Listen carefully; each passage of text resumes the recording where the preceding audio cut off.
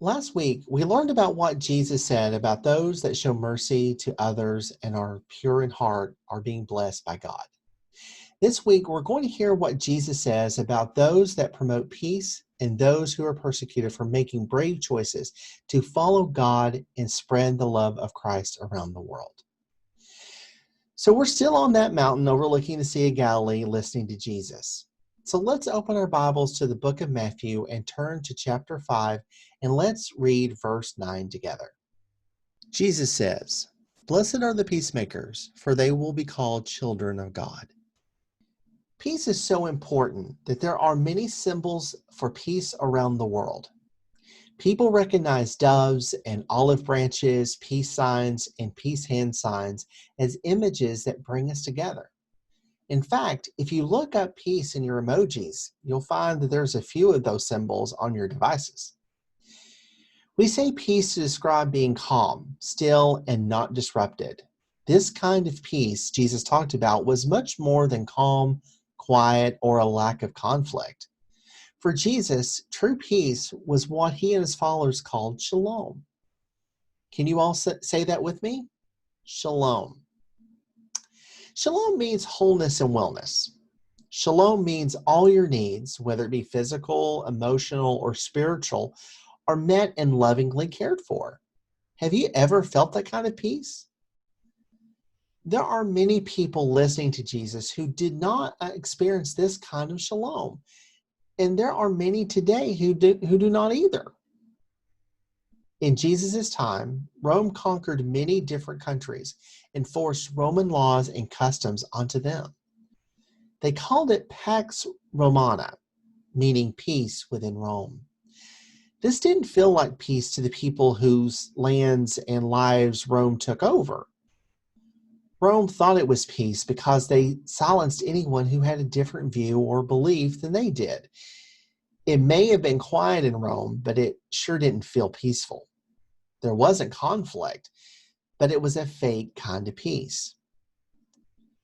There is a long history around the world of governments taking over people and land, saying that they'll bring peace, but instead imposing laws that hurt and oppress.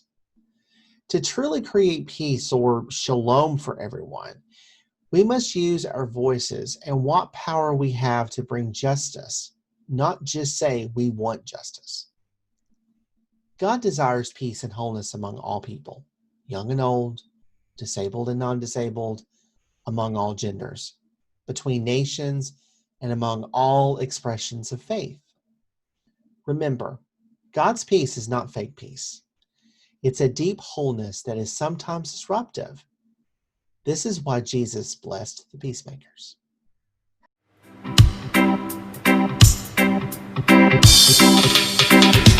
Blessed are the poor in spirit, for theirs is the kingdom of heaven. Blessed are those who mourn, for they will be comforted. Blessed are the meek, for they'll inherit the earth. Blessed are those who hunger and thirst for righteousness, for they will be filled. The Beatitudes are blessings from above. They fill our lives with gratitude and love. So rejoice, be glad, and learn each one these blessings from above. Blessed are the merciful, for they will be shown mercy. Blessed are the pure in heart, for they shall see God. Blessed are the peacemakers, they'll be called sons of God. Blessed are those who are persecuted because of righteousness, for theirs is the kingdom of heaven. The Beatitudes are blessings from above.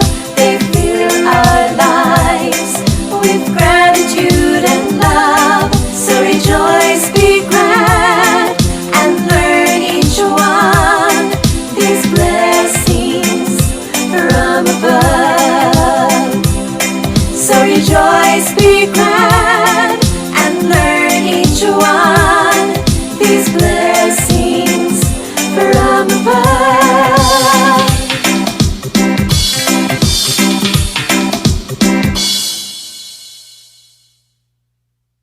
Let's hear what Jesus says about those that are persecuted.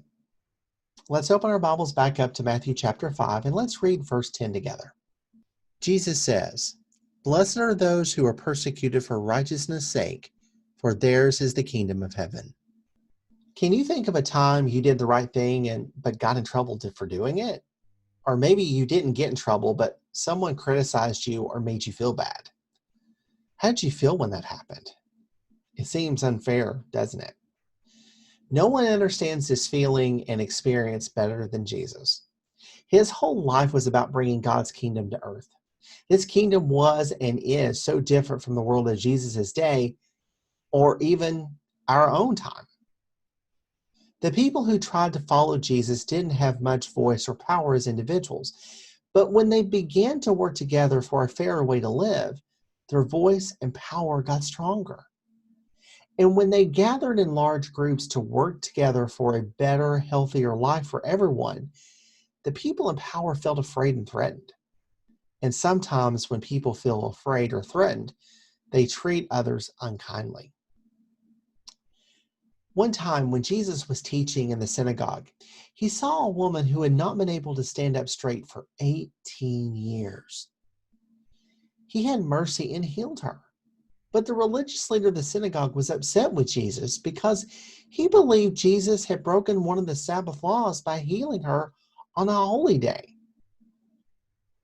He tried to turn the listening crowd against Jesus, but Jesus responded by saying that God wants all people to be set free and be whole.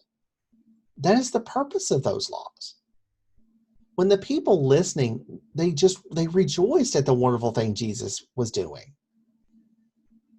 As Jesus continued to tell them about God's kingdom and help them live it out, other religious leaders came to Jesus and told him he had to leave immediately. The Roman ruler Herod even wanted to kill Jesus. People wanted to kill Jesus because they did not want to change their government or their power. They liked making all the decisions. They liked getting richer and more powerful, and they didn't care what happened to everyone else. When people like Jesus and his followers try to challenge or change those systems, they faced a fight. Sometimes they were put in jail, made to leave their country, or shamed by their communities. And shame was just as bad as being made to leave their community because it cut them off from their family and friends. People didn't want to be around those who were shamed. And this is what is called persecution. Persecution is when people are treated badly and unfairly, especially because of their race, their identity, or beliefs. Jesus told them, when you work to bring God's kingdom on earth, you can expect there will be people who react harshly. Even though this is really hard to face and experience, Jesus told his followers persecution is a normal part of living out God's love. And you're actually blessed as a result of people persecuting you.